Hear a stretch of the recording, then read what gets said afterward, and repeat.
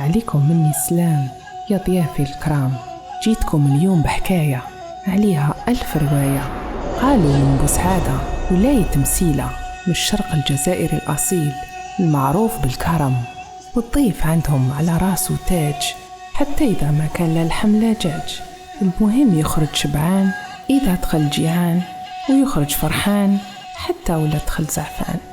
هكذا كان حال الأخيرة من عائلة فقيرة ما عندهم غير بحيرة.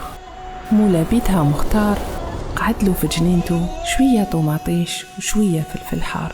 قال الخيرة حطي هادو فوق النار، الضيف جاي لا قهوة لا تاي، نتكل على ربي وعليك، حمري لي وجهي الله يخليك.